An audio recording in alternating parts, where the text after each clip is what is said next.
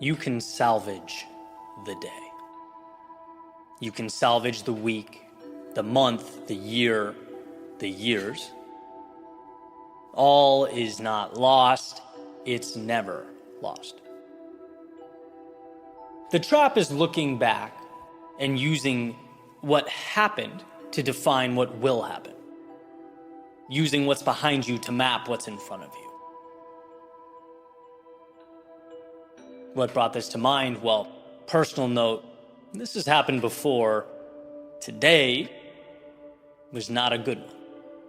At least not until now. Not from a productivity standpoint. I just got back from Europe, a little jet lagged. I've never had more to do, but simultaneously done so little with my time, which is frustrating. But I'm going to the gym in an hour, and that leaves me 60 minutes to salvage what could easily have been looked back upon as a lost day. See, something that I think is beautiful about life is that you can get countless things wrong. You're afforded substantial room for error. And it's often, you only need to get one thing right. Like take dating, right? Countless wrong relationships. You only need one to work out, right? Entrepreneurship, ton of mistakes, lots of swings and misses. That's built into the process, but the one win can change everything. Or these stories, these ideas I share on social media, right? A lot of them totally miss. They resonate with me and, sometimes me alone. But if one resonates with others, one gains traction, there's a lot of impact to be had there. And so I wanted to share this because it's a slightly different angle to what I've talked about before. Of course, this has elements of, you don't feel like it, well, do it anyway, right? David Goggins would have an aneurysm hearing that I even contemplated not writing today. But here's the thing. It's very easy to group a period of time together and call it a loss. It didn't happen today, it might tomorrow, right? It's easy to look back on what you were and use it to build walls around yourself, to say it's what you are now, when in reality, there is still value to be squeezed out. Just because what existed before now was antithetical to everything you wanted it to be, well, that doesn't mean there's no win buried in there. It doesn't mean between 4:45 and 5:45 here today, I can't share something that's important to me that might help other people identify and dive into something that's important to them, right? All is not lost if time remains. It's a message that, sure, it might be psychologically easier to walk away from the day because the first half wasn't good, but that's not the move. There contains somewhere in there the seed that will grow, or at least begin the process of growing what you need. Jim Quick, he recently said, some days all you have is 40%. And on those days, giving 40% is 100%. Maybe seeing that subconsciously saved my day today. I don't know, but it's very easy to check out when the past was not what you wanted it to be. Instead of thinking, but one right move right now changes everything, changes the momentum, alters the personal identity. You're always one move, one decision away from reigniting momentum. A quote-unquote bad day can be completely mitigated with one incredible decision or action. So let's pull this up a level. Where does it bring us? It brings us to those moments we're sitting in bed, wishing things were a little different, went a little differently, or looking in the mirror, disappointed in the day. And instead of letting it define the story in totality, remembering that there's something there. Maybe just one thing, one action, one decision, one move you can take to salvage what remains. There's some value you can find that will reposition your outlook on what has occurred. There is no loss here, only the win that hasn't happened yet.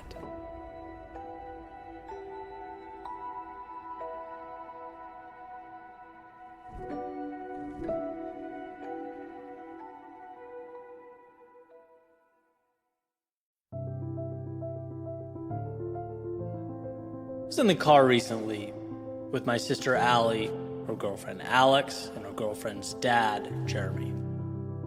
We were on our way to dinner in Naples, Florida, simultaneously driving and kind of looking through different places to eat.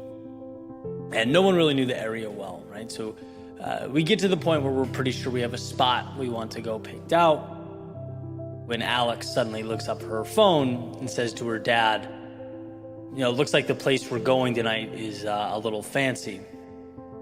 And so for context, right, they're both from London. Their accents make this 1,000,000 times better. And he hears her, he looks back over at her and says, well, we deserve fancy, don't we, darling? And I'm like, oh my God, you guys are a real life movie and don't even know it. I thought it was just such a beautiful thing. Moments like that are everything. Reminders to immerse ourselves in the moment, in what matters, with the people that matter. This, of course, wasn't about the restaurant, but how evident it was that he was grateful to be there. I remember seeing a quote that said, if you can't find joy in a cup of coffee, you certainly won't find it in a yacht. So how's that for perspective? It's the little things that hold the value, the ones that become the big things. And while our eyes are fixated on mountaintops, life is about the climb. Or as it's put in another anecdote, we live not for the destination, but for the journey. And see, this is a very timely topic for me. I woke up today having hit the milestone, 500,000 subscribers on YouTube, which has honestly been a goal of mine since I started doing this in 2014. I woke up so excited, so happy, so grateful for every single view, for every person that stumbled upon my message and saw somewhere in my journey a little piece of their own. But as today's gone on, it's been interesting. I found myself more and more unsure how I feel. Because on one hand, it is representative of that exact thing. The journey, the ride. I feel like the luckiest human alive, with friends and family that have truly carried me through the valleys of life. And if anything, milestones like these honor them and the light they bring to the world. But on the other hand, a part of me couldn't help thinking, oh, okay, I guess 1,000,000 is next. And trust me, I wish that wasn't true, but it is. I remember reading in the Almanac of Naval Ravikant a passage where he said, essentially that the excitement of acquisition isn't in the thing we're acquiring, it's in the anticipation of it, the buildup. I believe he used the example of a Ferrari, implying that waiting for it was the fun. That's the rush. Getting it is just kind of, okay, now I have a Ferrari. And that's what makes these benchmarks we create so interesting. They're everything and nothing simultaneously. Reminders that finish lines aren't of value for their own sake. They're valuable because they remind you of the race you ran, the highs you cherished, and the lows you fought through. Life ebbs and it flows, and I'm continuously fascinated by its duality, by the overlap we need to live in, how two things can be true at once and so often are. I can sit here today and tell you, I think in a lot of ways, societally, we've gotten a little soft, too soft, that we often fail to understand that the road to what we want runs through the very landscape that will push us to be more than we've ever been. That we have to get comfortable being uncomfortable.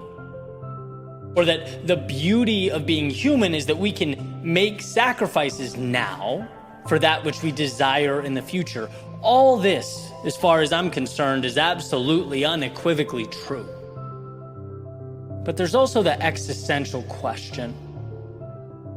Yeah, but for what? If you're not living, cherishing the little things, finding the miraculous in something as small as a cup of coffee, then when, darling, will you let yourself deserve fancy? No, I'm not going to claim I have all the answers. I do not. But if my time on this planet is a test case, well, here's what it showed me. When life is all about the destination, the 500K milestones, the money, the growth, the status, the world becomes hollow, and man, does it hollow out fast. Things mean less. And while sure, they're often a valuable direction to point the compass, they are not life. And on the contrary, when it's all play and no direction, all wandering and no learning, all chaos and no building, that subsequent meaninglessness emerges again. It's in balancing the two. Life is incredible, but only to those who make a point to see it as so. And God, is that easy not to do? It blows my mind how easy it is to miss the things that are most important. That's what this day has taught me.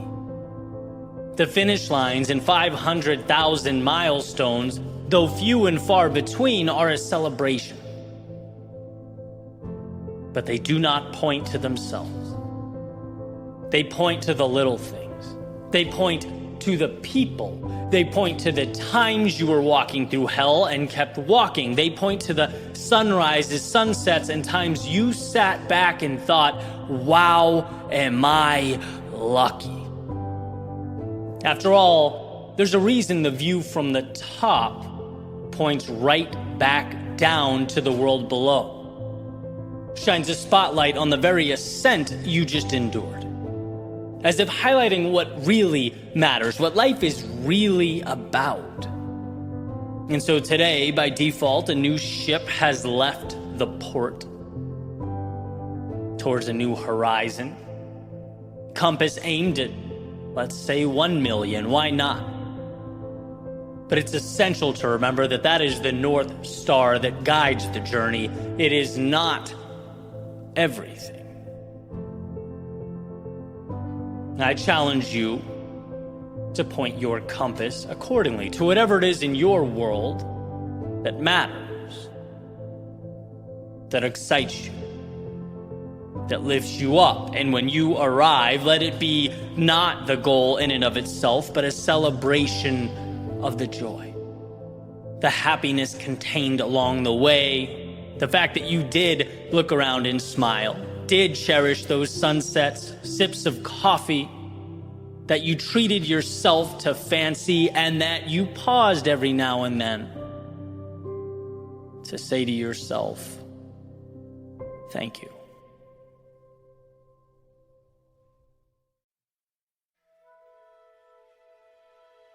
One of my favorite anecdotes or mantras is work hard in silence, let success be your noise. That idea, in my mind, is perfection. Let your growth, your evolution, and yes, ultimately your accolades do the speaking for you.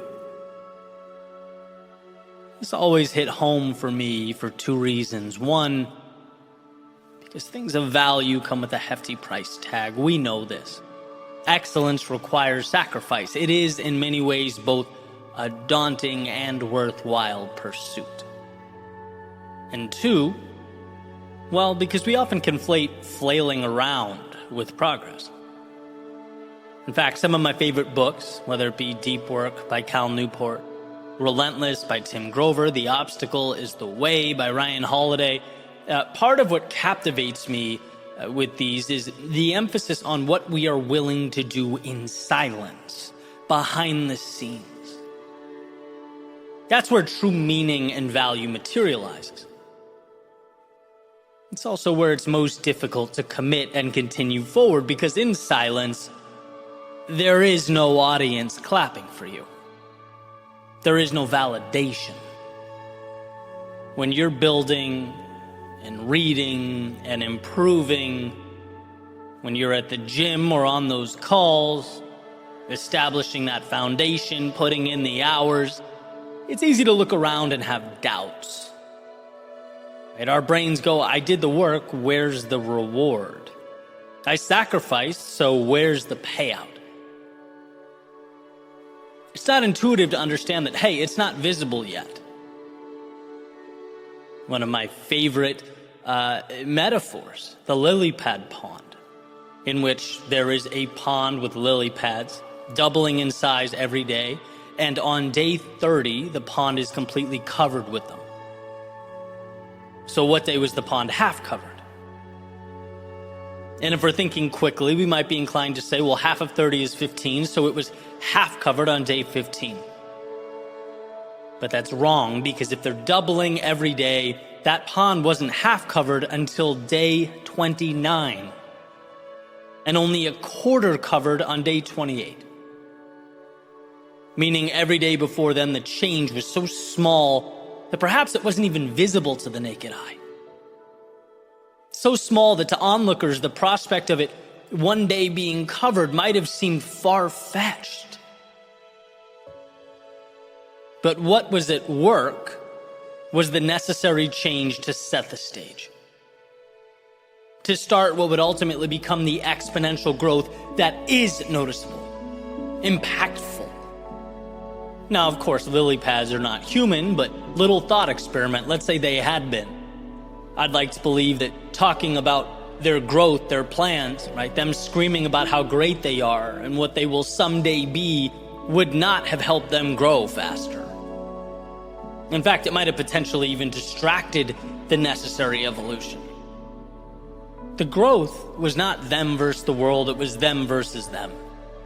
And that's the idea, right? It's okay to work on you, to make a deal, sign a contract with yourself that you are doing something now that only you understand,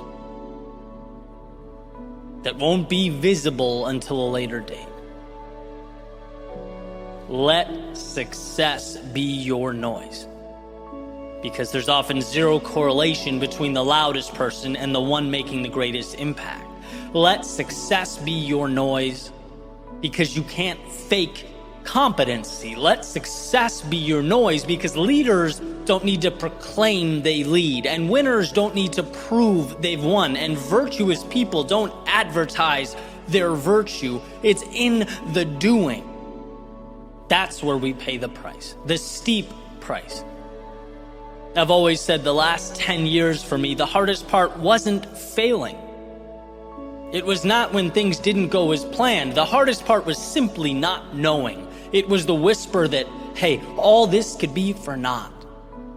That I'm wasting my time. That the whole idea is a car without wheels. And that's what hurt. But if I could go back in time, talk to my younger self, I would say, all this, all of it, the ups, downs, highs, lows, it's making you who you need to be. And if something doesn't work or go as you planned it originally, relax. You learn, you adjust, and you move forward. That's how the doubling of lily pads, right, using the same metaphor, occurs. You're learning, you're growing, and that's a you thing. I talked a few weeks ago now about the difference between a fee and a fine, as discussed in The Psychology of Money by Morgan Housel. The weight of not knowing, it isn't a fine, it's not a penalty, it's the fee. It's the cost to get into the show, the ticket to something greater. But you have to walk through that door. Again, it's a decision, it's personal, it's a commitment. It's nothing that screaming and seeking attention brings. You have to trust yourself, believe in yourself, right? Your effort is doubling in size. It's compounding exponentially, and you don't need to convince others. You need to stay consistent and build yourself up until the world has to notice. Trust the mission you're on. As long as you're, one, moving forward, and two, learning and adjusting, you are destined for something greater. By committing, you have stacked the deck. By believing in yourself, you have rigged the game. It's about hearing and believing that voice that says, there's more in store for those who take it. And you are capable of that. That's the decision that will ultimately ring so loud, it will echo through time.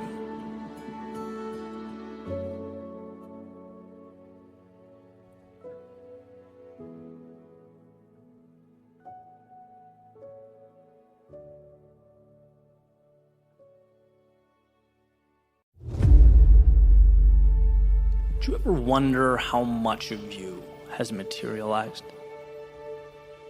Like if what F. Scott Fitzgerald says is true and our lives are defined by opportunity, even the ones we miss, then how much remains in the ether? And I don't think it's about playing a game of what if. That would be endless. It would be self-defeating. No one's perfect. I don't even really think it's about making a right turn instead of a left. Because as long as you're moving, and moving with conviction, life ultimately brings you where you need to be. But more, my concern is the steps never brought to pavement. My ideas unhatched. My opportunities I either knowingly or unknowingly left on the shelf. Because it didn't seem real enough. Like a Broadway play between my ears that as a spectator I knew would end. After all, that's what stories do. How much of ourselves have we cast aside as simply the things we don't say out loud? At first, it's infinite.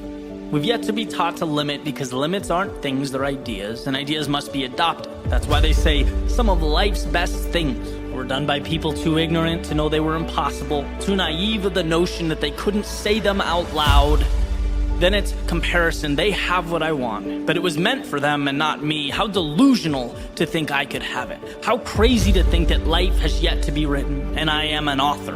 My date is with normalcy in the box where I keep those things we don't say out loud, and then we look around and we see highlight reels, we see awards and vacations and smiles, but we don't stop to think maybe they're just like me. Maybe they're people who struggle and question themselves and doubt the road ahead. No, it must be the paths diverged. They took happiness and I took those things we don't say out loud. And then there's everyday life when things don't go as planned, when the world presents curveballs and you haven't learned to hit off speed, so you feel small and you feel inadequate and ill-equipped, and you could reach out, but that's not cool, that's not right. That's something that you don't say out loud, but we keep it in, like all in, and eventually it becomes the if-onlys and I wish I hads. It's the quiet envy gazing longingly towards those who just cared less, who realize maybe life's not as serious as we make it out to be, who turn thoughts to things not by burying but by embodying them. And maybe that's the trick, to unlock the gate, keeping your perceived reality from the possibility of a new one, the one you could create if only you promoted your fleeting thoughts to forward progress. See, dreams can fail to come to fruition in two places, in your head and outside of it. But at least outside it has a chance. At least outside you can take the common, normal, everyday background and make it the backdrop to your movie, where you play a lead role. But it must be accepted and acknowledged, not thought of or even whispered, but screamed, so that the details and the trivialities that exist now work for you. That's right, they are now yours. Not because you thought about it, but because you reached out a hand and you took. You asked the world for something. And in life, it will always be true that you don't get what you do not ask for.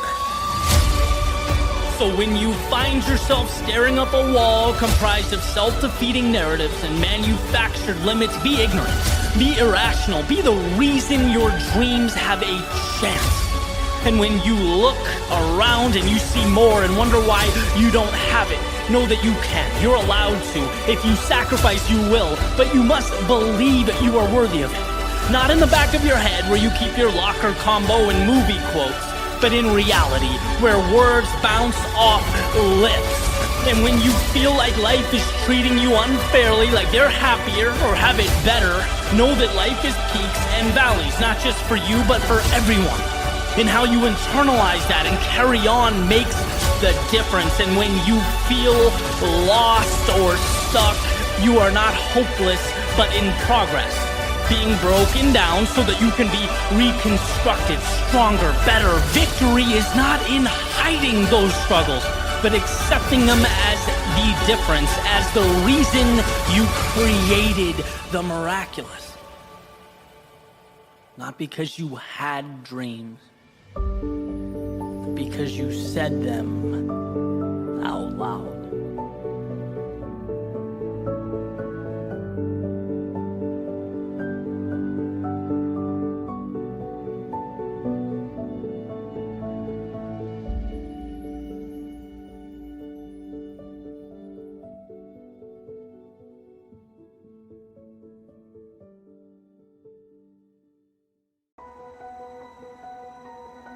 When you look at erosion, right, like, say, dunes on a beach, what you see is something giving itself away little by little, deteriorating. Sure, there will be events that expedite the process, but generally speaking, it's lost a little bit at a time, day by day, right in front of our eyes. Until the time comes when we realize that what we have is no longer recognizable. It's sort of redefined. And I think in a lot of ways, we find ourselves in a similar situation. The concessions we allow every day slowly redefine who we are. And it doesn't seem like much. That's the thing. It never does. Quietly detaching from what you believe. Taking on an identity that doesn't quite align with who you are. Doing things, being places that causes something in your gut to protest. Toning down the color in your life so that you blend in. Right? These are not epic, monumental decisions. It's the drawn-out erosion of what makes you who you are. It's the chipping away of what makes you spectacular. See, the idea that now isn't permanent. So I'll just suck it up now. What's the big deal? I'll just settle for now. Let me tell you, if that's your rationale, you're forgetting how easily tomorrow becomes never and now becomes forever. We operate under an illusion that things will become easier, that change will be less strenuous down the road. We'll make things right, get back on track, be happy then. But the harsh reality is that things don't get easier than they are at the present moment. It's quite the opposite. And to disregard or ignore this is to let yourself wither away at the hands of procrastination. If you're planning to wait for that, get comfortable. And see, conceding day in and day out, it alters your understanding of who you are and what you're capable of. Our actions reinforce our beliefs.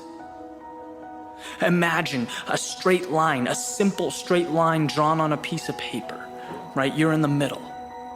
And on one end is who you are, in your heart, in your soul, and on the other end is everything you're not. Every time you sacrifice your principle, your beliefs, every time you say, that's not me, but fine, that's not where I want to be, but okay, it's only temporary, you take a little step toward what you're not. And another step, and one day you look in the mirror and you have no clue who's looking back at you. Because you've conceded one small decision at a time, you've given away your sense of purpose. Sure, the situation is difficult, but the best things in life are the things that are not easy. You have to fight for those things. You have to stand up in the face of struggle, adversity, the narrative that others want to write for you.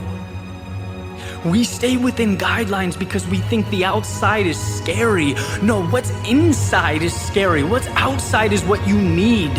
And when you stop banking on the anticipated miracles of tomorrow and manage the reality of today, you succeed. It's life's greatest test.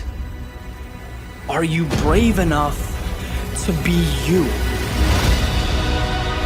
Are you strong enough to fight back when you're tempted to hide, to blend in? Every time you summon the courage to stay true to yourself, it gets easier. The difficulty lessens. You become free of the mental chains you've placed around your ankles. There are certain things in life worthy of compromise. But your identity, your journey, what makes you feel alive, that is sacred ground. That is worth defending until your last breath. No one can take that because it's yours. And when you look back on your life and the amazing people in it, a life lived fully, will always supersede marching through your days wearing a mask and following someone else's agenda. It's your life. It's your gift. Live it.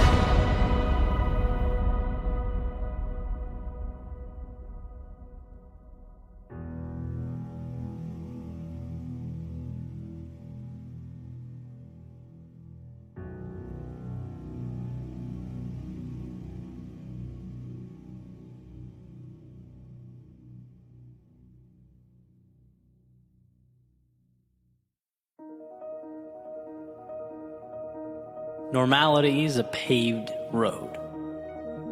It's comfortable to walk, but no flowers grow. Vincent van Gogh. What is normality? Well, according to the dictionary, normal is the usual, average, or typical state or condition. Common. Normal is also a decision. There's a quote by Robin Sharma, and I've looked to this for years. It states, if you want what the 5% have, you need to be willing to do what only the 5% are willing to do. What they obtain is not, definitionally speaking, normal. It's uncommon. And what they do to arrive at that outcome is also uncommon. They play by a different set of rules, and in doing so end up with an entirely different outcome than most. To put it simply, we arrive at normal when our effort level is normal. You put in normal hours or give average effort at work, most likely your results, career progress, compensation will be normal. You pay moderate attention to your fitness, your health, well, your level of physical fitness will be normal. You dedicate typical levels of effort to your relationships will be normal. Not terrible, but not remarkable. Right? And I'm sure you get the idea here, the pattern. Generally, over time, what we get starts to reflect what we gave. And here's where the self-assessment comes in, the awareness. You have to ask yourself, in pursuit of something greater, whether your actions are aligning with your goals and objectives. There's nothing so futile as telling yourself you're going to achieve miraculous, larger-than-life outcomes, and then putting in average, typical, normal effort. If normal goes in, normal comes out. And as I was thinking about this recently, as it pertains to my life, I had a little epiphany. Right? So fitness is a big area of focus for me. I run or do some type of strength training 6 days a week. As far as I can tell, that level of effort is beyond normal, right? I go above and beyond in that area of my life. But even though I'm aligned on my mission to be the 5% there, I realized there was a gap. I realized my diet was very normal, completely unextraordinary. It's just easy to convince yourself to eat whatever you want after a really long run, right? Why not pizza? After all, it's the normal thing to do. But I had to remind myself that what I wanted in that area of my life, holistically, is not normal. Therefore, the inputs cannot be normal. It was time to start standing up to those things that are very easy to say yes to rationalize. And that's the idea here. I pick my 5% categories where I truly want to excel and make sure there is nothing normal about their development. You want top tier results, you have to give top tier effort. Make the sacrifices, map out the path. I've come to see this differently over the years. It's not an indictment against you as a person for choosing normal, but know that it is indicative of a choice. And the output eventually comes to align with the input. All the actions or lack thereof stack up to resemble something. And it's up to you to decide what that is. And so the next question perhaps somewhat of an obvious one, is when it comes to the things that matter most to you, why stay confined to normal? It's the above and beyond, the peak experiences, the times we overcame, fought and won, took the risk and came out on top. That's when we are at our best. That's when we get the most from life. So is normal the end of the world? No. It's just that abnormal is the beginning of one.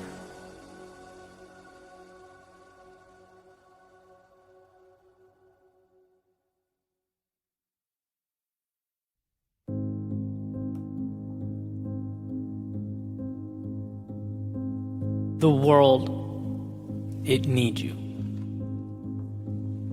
But it needs the real you. Not the one with the mask, looking to blend in.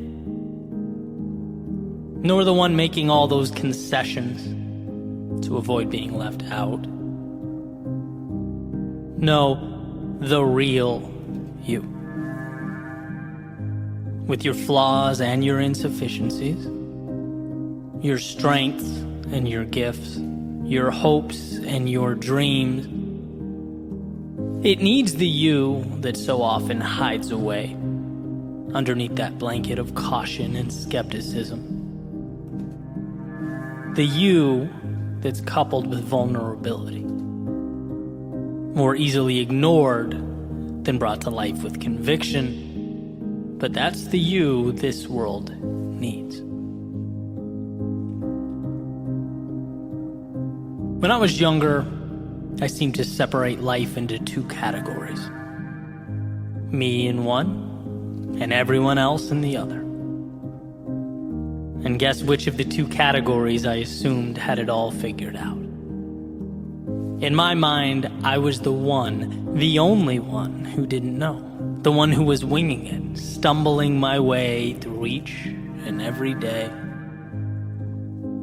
All those other people, though, they not only had plans, they had the right plans. They knew the right details, but I didn't. And so in my head, me being right required I necessarily look to them. I follow their lead. Since there exists an established correct path, that must be where I steer the ship. But then some time passes. You grow older, maybe pick up a little wisdom along the way, and you realize that no one really knows what they're doing. There are very few objectively correct roads that must be traveled. Life is not a paint by number, it's a blank canvas. And understanding this changed the image in my head. From one of me knocking on the door of a party everyone else was at, to visualizing almost 8 billion individual souls running around trying to figure things out in the limited stretch of time they have here on planet Earth. I realized I had at times felt small only because of the gravity I attributed to people who were just trying to figure it out themselves.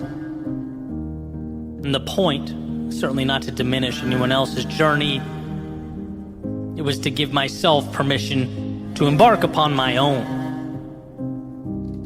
It's just hard to do that when you view everyone else as one collective, all-knowing entity, as opposed to 8 billion people just like you with thoughts, fears, hopes, and plans. The question is not what is the right thing to do here. The question is, when will you allow yourself to venture out into the world and find what the right thing means for you? That's what's required. And the world will be better for you having found it, because after all, no one sees life like you do. No one has the background or worldview, The universe has conspired to put you as you are here now. Almost an impossible occurrence in and of itself. How easy that is to forget. We were born on the summit, yet the inclination, for some reason, is to keep our eyes closed. No, open them. Take it all in. Allow the view to propel you forward. The world needs you. It needs you with your mistakes that have helped you evolve into the person you could never have been without them. It needs you with your worries and your fears. Conquering them will be pivotal in your evolution. It needs you with your flaws and blemishes. How else would life convince you that the things that make you different are the same things that make you strong? It doesn't matter how many people tell you or try to explain to you the magnitude of what's at your feet. Life does not begin until you allow yourself to start living. Until you realize that yesterday does not define you. And the categories in which you've placed yourself, they're transitory. The past is not the reason you can or can't begin again. It's not who you are forever. No, it's the advantage you now possess as you move forward, should you choose to move forward. It's in realizing you are bound by nothing that you free yourself. And for the one wondering, why does it matter what I think? Why should I start or try or risk anything? Why should I pick up the brush and start painting on that canvas before me? Well, because that step is where it all begins. The meaning, the purpose, it's all predicated upon our willingness to pick that brush up and start painting. You ask, what's the point? The point is everything. One detail at a time, we dismantle our previously held notions about what life is supposed to be and finally start living one that matters. No one's masterpiece will look like yours. No one's depiction of life will follow the same parameters you've etched onto that canvas. In fact, there are people that will be changed forever because you chose to live your life fully. There are lives of those around you that will be transformed because you picked up the brush. There are stories that will now end in triumph because you found the courage to start, to see light in yourself.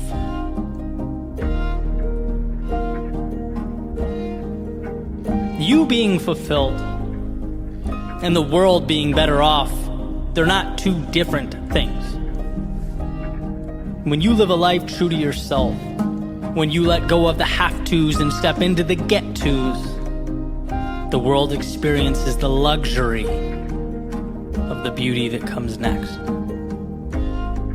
When you fill your cup up first, you're able to then replenish those around you. That's not nothing. So who are you? Beneath the characterizations, beneath the roles you've taken on, beneath what you feel you're supposed to be, all that. Who are you, and will you give life to that person? Will you be that courageous? After all, that's what life is. It's not a game of right and wrong so much as it's a game of courage. The ones willing to take the leap end up worlds away from where they began. So my ask of you is that you begin tearing down those walls created in your head. The ones that accumulated over days and months and years. The ones that box you in or keep you out, that suggest you are anything other than that 1 in 400 trillion miracle, ready to embark upon the ride of a lifetime. And sure, it means shedding the comfort of obscurity, the safety of projection. Looking yourself in the mirror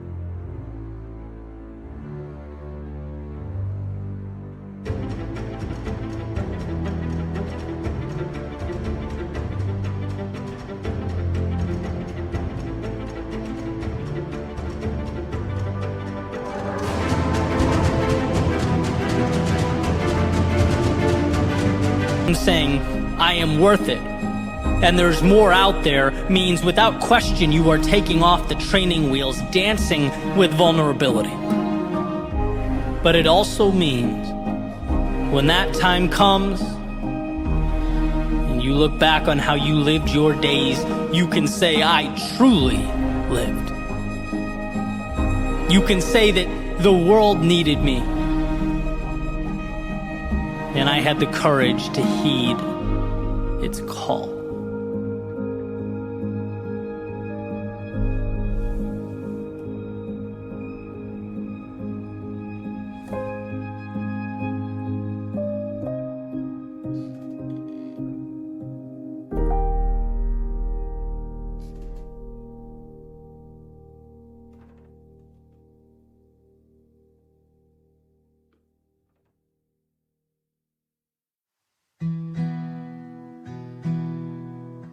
Sometimes the inspiration doesn't come to you. No, sometimes you have to go out and find it. When it hurts the most, when the deck seems stacked against you, when the road to travel seems to be longer than you can endure.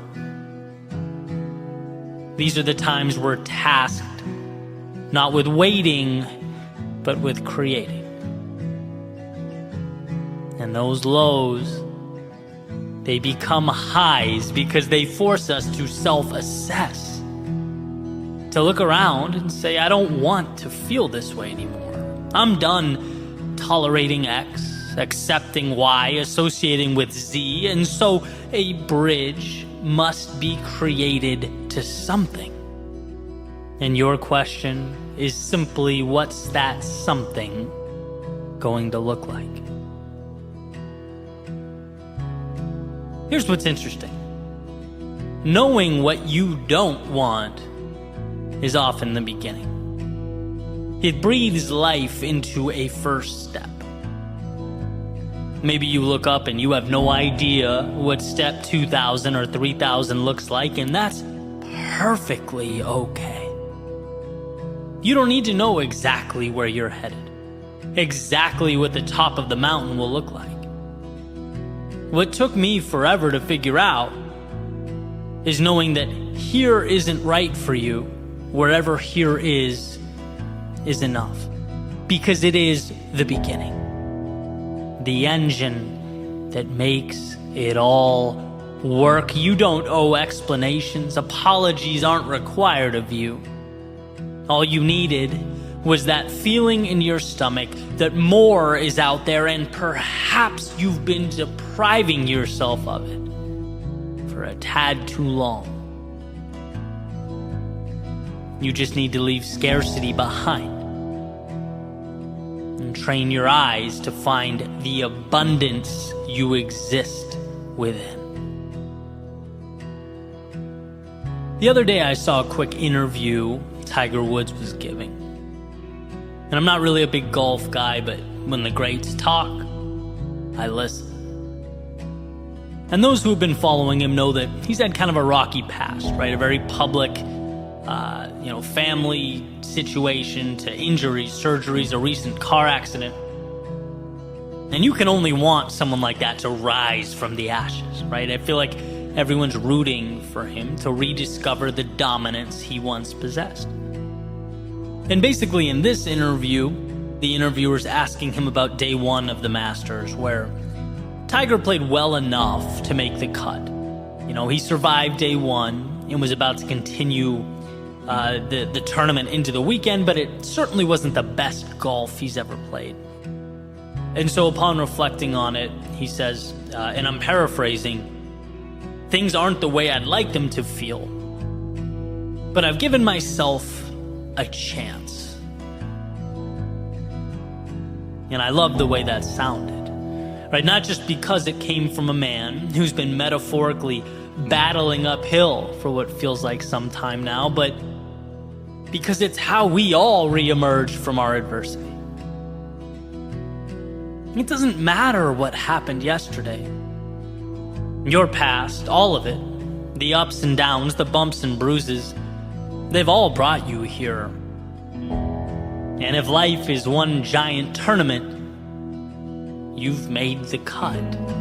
You get to play in your Masters. Tomorrow is coming. And it brings with it the chance to right the ship, to discover the undiscovered, to find yourself again. By showing up today, you've given yourself a chance, and that is the most powerful thing one can possess, a chance. I think too often we look at what we don't have.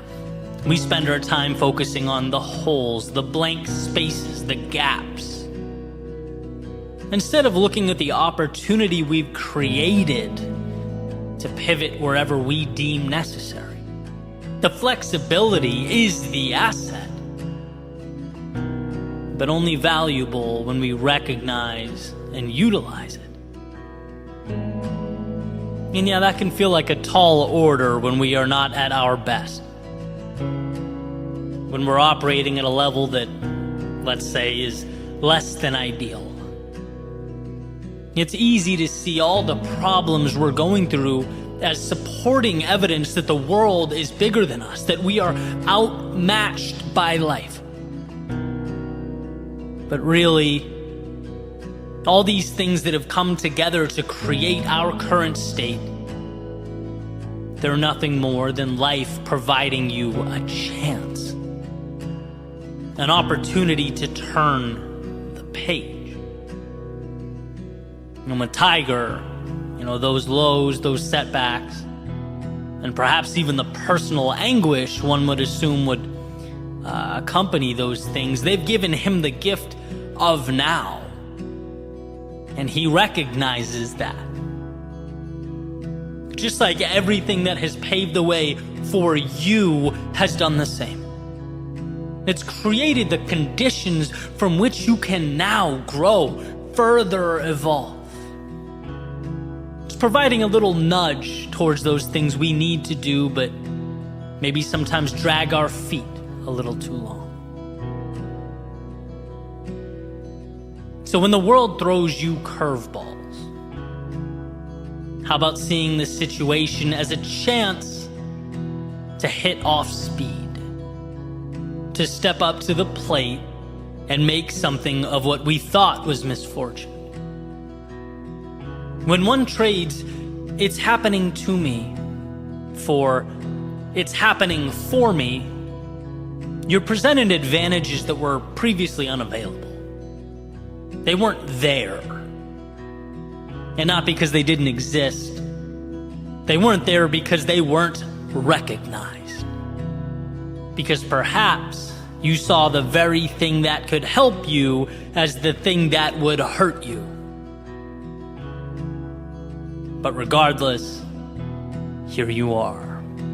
Sharpened by the mistakes you made and shaped by the lessons you learned.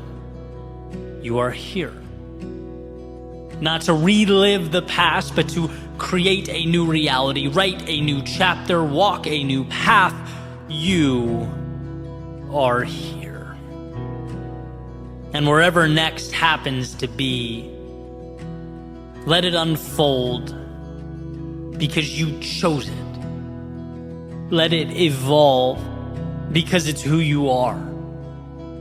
Leave the stands and make your way to the stage, where sure, the stakes are higher, but so is the upside.